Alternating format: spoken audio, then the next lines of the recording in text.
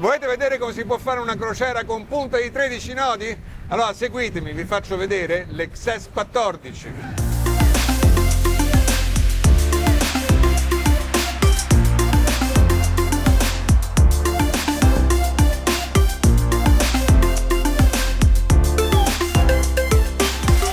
Siamo appena fuori dall'isola di Ponza, tra Ponza e Palmarola, quelle che io penso siano le più belle isole del Mediterraneo, sono veramente due gioielli e siamo venuti qua in una bellissima giornata di luglio con un vento reale che va dai 16 ai 18 nodi, 16-20 nodi, per provare l'XS 14. L'XS 14 è l'ultimo modello del cantiere XS ed è un catamarano orientato verso le performance, ovvero un catamarano che vuole camminare, un catamarano da crociera a tutti gli effetti perché è comodissimo, ma ha questa cosa meravigliosa che è un catamarano che cammina. Voi dovete sapere, le nostre prove durano 2 giorni, prima facciamo delle prove tecniche e poi facciamo il video. Durante le prove tecniche abbiamo raggiunto i 13 nodi e mezzo e vi dico che la cosa è veramente entusiasmante, per cui è veramente una barca assolutamente divertente.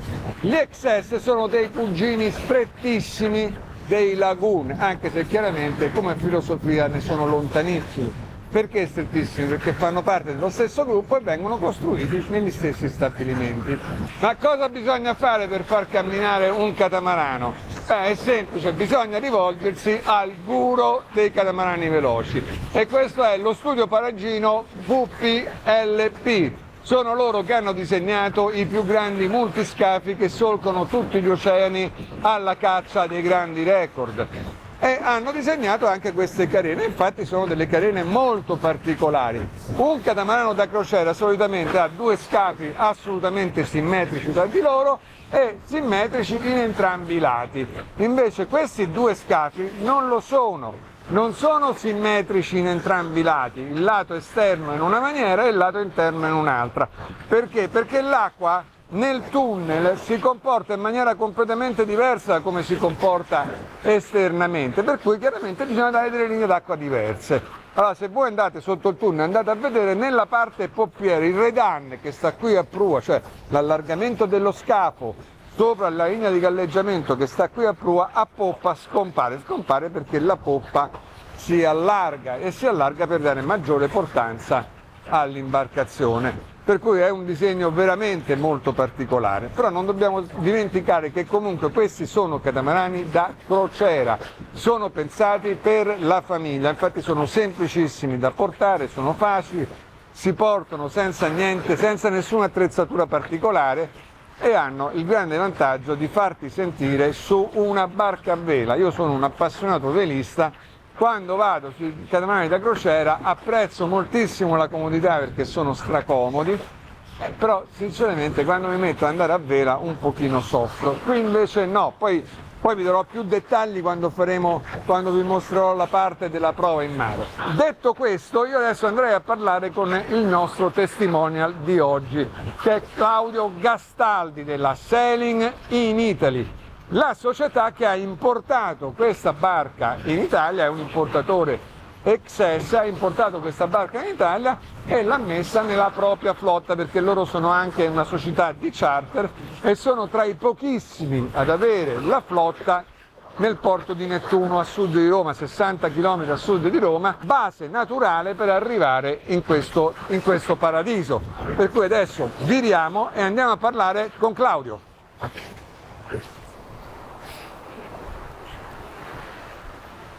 Ciao Claudio. Ciao Maurizio, Divertente. ti è piaciuta? Divertente, veramente una barca veramente molto divertente. A me già me ne è piaciuto tanto l'XS 11 quando l'abbiamo provato, ma questa penso che sia ancora un pezzetto più avanti. Voi sapete, io provo tanti catamarani veramente molto belli, comodissimi, però quando ne trovo uno che cammina, che mi dà quelle sensazioni da velista, è tutta un'altra musica, è veramente una cosa diversa. Senti, tu ormai di queste barche hai cominciato a importarne parecchie. Se ne iniziano a vedere parecchio in Italia. Per cui hai un'idea precisa di chi è il cliente di questa barca? Il cliente di questa barca è l'armatore del monoscafo che vuole la comodità e il comfort ma non vuole perdere le performance a vela, o anche, grande novità, l'armatore di catamarani che, vedendo che il catamarano è divertente a vela, fa il passaggio all'Excess. Passa da un crociera puro a un fast cruiser come questo qua. Esatto. Benissimo. Questo catamarano, come tutti i catamarani, ha 3 aree diverse, aree esterne vi sto parlando, area di prua, area di sopra la tuga e pozzetto. A prua, come avete visto, l'Excess 14 ha delle reti molto lunghe, molto più lunghe degli altri catamarani. Questo perché? Proprio perché è un performance. Navigando molto veloce, quando prende le onde è possibile che batta quando scende dall'onda, e questa qui deve salire, per cui deve avere la rete per sfogare. A noi ci è successo un paio di volte ieri mattina, quando stavamo all'apice della velocità, abbiamo preso un paio d'onde, abbiamo volato sopra l'onda, e quando siamo atterrati questa è uscita fuori, e le reti, per assolvere bene a questo loro compito ad alta velocità, devono essere molto lunghe.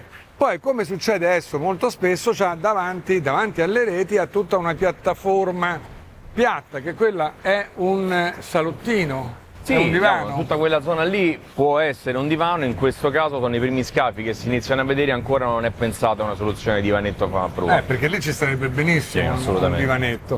Poi l'ultima parte dell'imbarcazione è questa qua, è il pozzetto. Un pozzetto che per essere un performance è molto grande.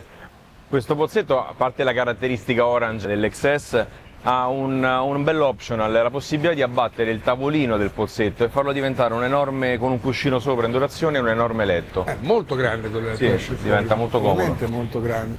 Bella anche l'apertura che ha sulla dinette, che non è esagerata ma è una bella apertura, per cui si mette bene in comunicazione. E belli questi qua.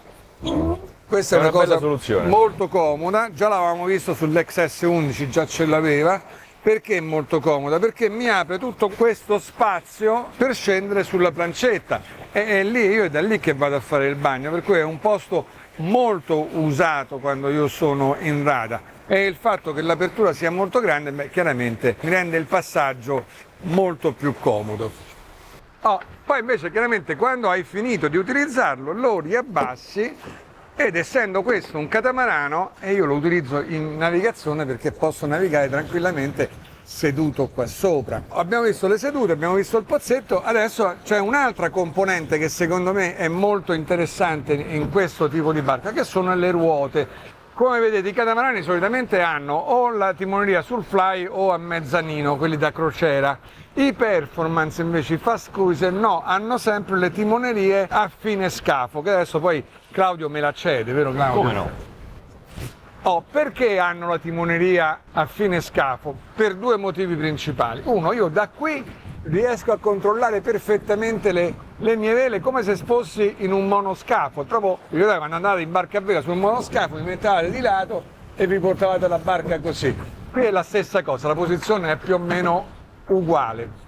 L'altra cosa è che, essendo qua i timoni sono qui il passaggio, cioè il comando ruota timone è facilissimo. Io ho la catena si attacca ai frenelli, solitamente ci sono i frenelli d'acciaio, qui siamo a un livello un pochino più alto, per cui il frenello d'acciaio è stato sostituito dai cavi di Spectra, ma sono diretti, cioè passano da qua e vanno direttamente al timone. Invece voi pensate, quando io ho il timone sul fly, non potrei farlo, perché dovrei fare, i cavi dovrebbero fare 1000 giri per arrivare sopra, per cui mi devo appellare alle timonerie idrauliche, ed è noto che le timonerie idrauliche non danno sensibilità, perché hanno sempre la stessa resistenza, perciò voi non capirete mai se la barca vi sta opponendo resistenza o meno, se sta tirando all'orza o meno. Con questo sistema invece avete proprio la sensazione della barca, e da qui io mi raccorderei proprio a quello che abbiamo visto in prova. Come vi ho detto, noi le prove tecniche le facciamo il giorno prima di quando facciamo il video, perché chiaramente così possiamo essere concentrati su come va la barca. Adesso invece io sono concentrato chiaramente a parlare con voi. La prima cosa che abbiamo visto, cosa che a Claudio probabilmente non piacerà da morire, è che la barca non è istintiva, ovvero sia, quando voi ci salite non è che immediatamente capite come funziona. Questo è uno scafo che è largo 7,80 m per 13,97 m, è enorme. Quando gira, non è che gira facilmente come un monoscafo, quando tira da una parte o dall'altra non è facile avvertirlo, bisogna abituarsi. Per cui io ieri mattina, quando l'ho presa, avevo delle difficoltà a capire quando andavo all'orzo e quando andavo alla poggia, mi dovevo sempre rivolgere qui allo strumento. Poi piano piano, a forza di portarla, allora lì ho cominciato ad avvertire la barca e adesso ecco, parlo con voi ma riesco a sentirla sul timone, per cui riesco a portarla lo stesso. Perciò quando andate a provare non vi sorprendete del fatto che inizialmente la trovate un po' ostica, non la trovate facilissima, però vi assicuro basta 1, massimo 2 giorni, capite come funziona e la barca vi entra nelle mani, potete sentirla sulle mani e quando vi è entrata sulle mani vi assicuro che vi divertite da morire, perché la barca oltre a essere veloci, vi ho detto ha fatto una punta di 13,5, ma non è quella la cosa importante è che ieri mattina con un vento tra i 16 e i 18 nodi noi facciamo costantemente tra i 9 e i 12 nodi e mezzo e 12 nodi e mezzo l'abbiamo tenuti per tanto tempo e vi assicuro che è una cosa entusiasmante. L'altra cosa entusiasmante è che qui,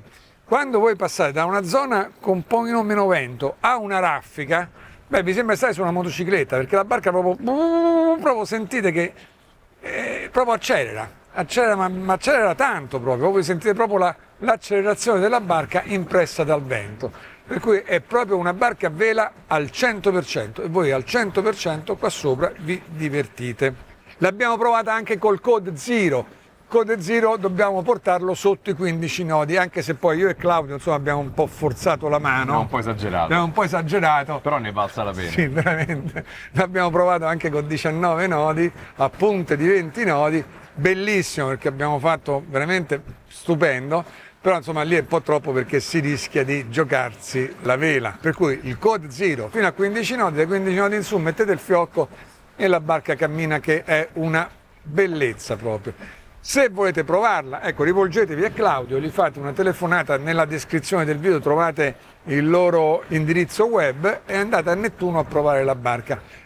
Prima di pensare ad altri catamarani fatelo, andate a provare questa barca, perché questa è una barca divertente. Poi io non dovrei essere così di parte, ma voi lo sapete, a me le barche che camminano mi piacciono veramente tanto. Detto questo, Claudio, cosa vogliamo fare? Io entrerei in rada e ci prepariamo per la notte. Perfetto, allora il timone è tutto tuo. Andiamo.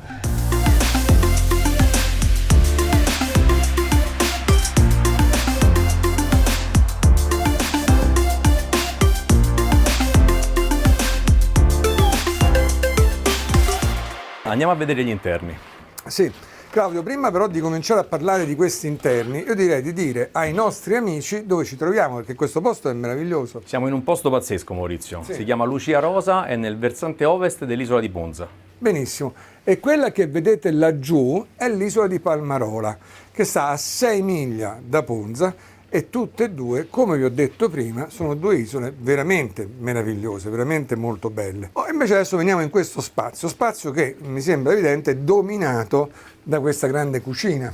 Esatto, questa grande cucina caratterizzata con tantissimo spazio per poter preparare i pasti, quindi tra il lavandino, la macchina del gas e sopra il frigorifero c'è tanto spazio di cucina, oltre al corian che caratterizza l'eleganza della cucina e tutti i stipetti che si trovano nella parte alta e bassa che danno tantissimo spazio a riporre la cambusa. E lì ce n'è uno che è a scorrere, che devo dire a me piace particolarmente perché è uno stipetto insospettabile proprio. Vista la cucina, poi abbiamo tutta quest'altra zona.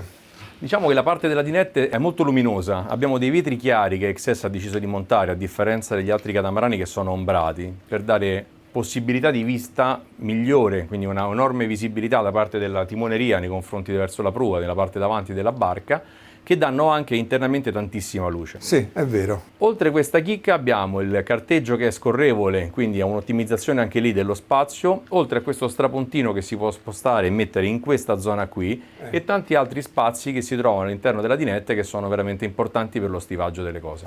Lo strapuntino sembra una stupidaggine, ma non lo è, perché è quella cosa che mi permette di accomodare altre 2 persone, quindi mangiare tutto intorno al tavolo, che è una cosa chiaramente simpatica. Detto tutto questo, io andrei a vedere le cabine, andrei sotto coperta. Andiamo a vedere il layout.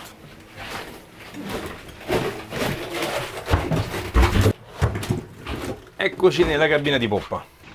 Beh, bella grande come cabina di poppa. Beh sì, è tanto spaziosa, voluminosa, luminosa e anche ariosa, possiamo dire, perché ha questi 3 oblò che fanno una bella corrente. E poi quella finestra che mi sembra veramente molto, molto bella. Esattamente, con questo design che caratterizza l'XS. Senti, mi sbaglio, questa cabina è grande come quella del Lagoon 46? Guarda, secondo me per come sono stati studiati e creati i volumi è anche leggermente più grande. Forse ha ragione, perché il 46 non ha questa mensola così grande, per cui forse è leggermente più largo, perché abbiamo visto che ha 2 redane la barca, uno sul lato di dritta e un altro sul lato di sinistra nella parte interna del tunnel. Qui noi ci troviamo cabina di poppa e qui abbiamo il bagno, un bagno piuttosto grande con il suo box doccia completamente separato. Voi considerate che su questa barca abbiamo 4 cabine e 4 bagni, e tutti i 4 bagni hanno la cabina di doccia separata, vero? Esattamente. E poi a prua chiaramente abbiamo un'altra cabina, anche quella con il letto matrimoniale molto grande, divano, stipetti e bagno con il box doccia separato. E qui siamo nella versione charter. Questa è una versione charter, 4 cabine e 4 bagni. E questa è una barca da charter della vostra flotta. È una barca della nostra flotta che è disponibile per essere affittata. Sì. Però non è vostra. No, è un piano di gestione. Un piano di gestione, perché voi fate programmi di gestione che so che sono anche un po' particolari.